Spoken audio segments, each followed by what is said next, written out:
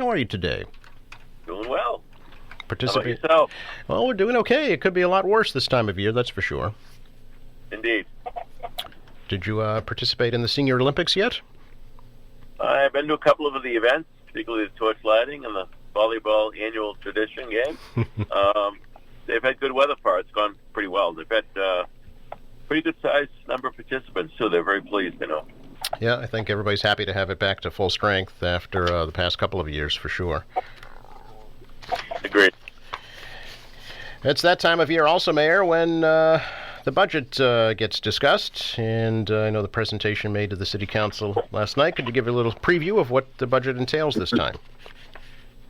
Yeah, sure. As you know, each year we go to the council in the springtime to present the annual fiscal budget, which starts July 1, the new fiscal year.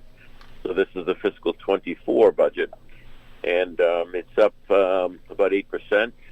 About a little more than a third of that is the debt service, which is part of the program we did for the unfunded liability and the pension bond. So over the time of the next 20 years or so, 18 years, we're going to save $130 million by doing what we did almost 2 years ago now by restructuring the unfunded pension system.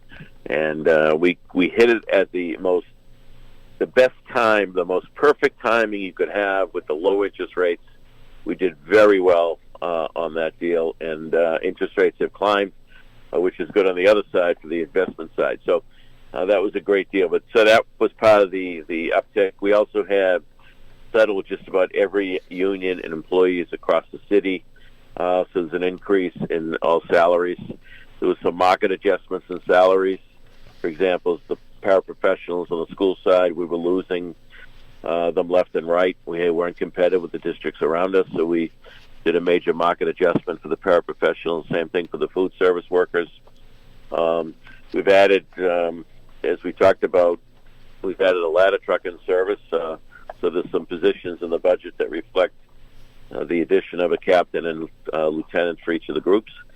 And, there's 2 archivists for the libraries. As you know, the library is a great resource here, and they have a lot of documents, a lot of books, a lot of artifacts, and this will allow us to do a much better job of preserving them, maintaining them, and making them available to people. So that's a good piece. There's an additional recreational position, and we also have a mental health clinician in the police department, which I believe is going to be reimbursable under a grant, but very important position in light of the experiences of our times. So overall, pretty healthy budget. I remind everybody that we are still well below our levy limit. We were leaving almost $50 million on the table, meaning under Prop 2.5, we could go up a lot more than we do. We're not even near a requirement or request for a Prop 2.5. So all the work we're doing, whether it's public buildings, whether it's seawalls, whether it's pipes and roads and parks, it's all happening within our structure without having to deal with a Prop 2.5 override. So we've left more than $400 million on the table in taxes since I've been in office, and I think that is a good message for people that if you go around communities around us, they're at the levy limit, and I think Hingham's talking about an override just for operations. So we're in pretty good financial shape, and I would also argue that we provide the best in services. I mean, people move here for the schools. People move here for the services they get across the board. So it's a healthy budget, and I certainly hope the council sees in its wisdom that it reflects the values of our city, and will be a good financial, a good series of finance meetings. Let me put it that way, under Chairman Chuck Phelan, and get all the questions answered and information they need. How will the budget impact the property taxes? Well, under Prop 2.5, every city in town goes up on taxes every year. So they'll be going up in the fall. There's no doubt about that. But we don't know yet what depth of that will be. I mean, there's other factors that come into play, Joe, as you know, and new growth, for example. We don't get that number till really the end of the summer, early fall. That's an important number. That's the new growth in value, also new growth in actual new buildings, businesses, residential properties that come in the city. That helps us offset the property taxes. What is the total budget number, Mayor? $407 million. 407. Okay. As opposed to what's the current year's? 376, I think, or something of that. In that range, Joe. Okay. Okay. I'm in my car. I don't have it in front of me. Okay. Very good. So the process is now that, as you mentioned, the City Council Finance Committee reviews it. They can cut but not add. Is that correct?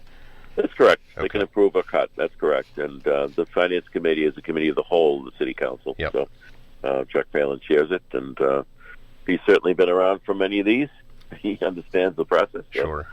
I'm sure he'll be efficient in his leadership on those meetings. Yep. You mentioned the negotiated salary increases. I know that there's been a review, too, for non-union salaries. Has any determination been made about that in this new budget?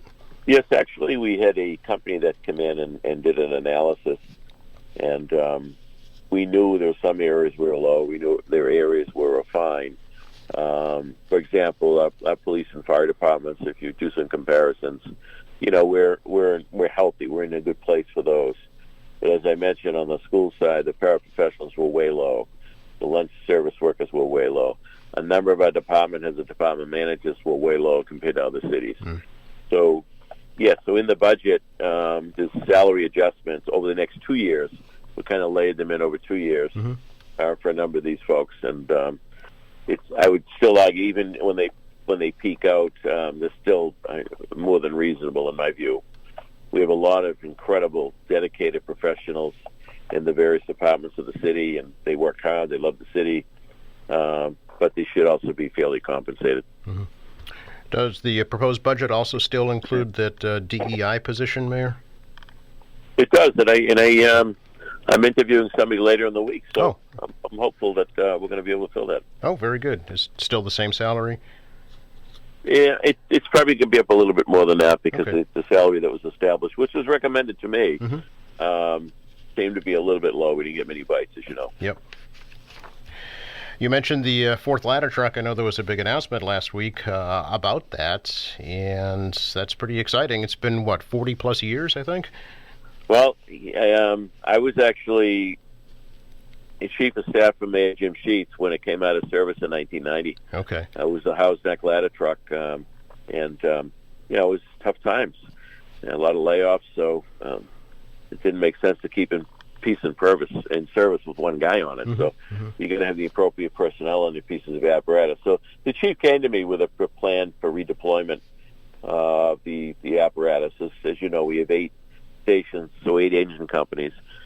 This will be now 4 ladder trucks. We have 1 rescue company, which puts us in a very good position and will probably move us up in the ISO rating from a 2 to a 1, which is the highest in the standard, meaning that will have a positive effect on people with insurance on their homes. That's one of the factors they look at.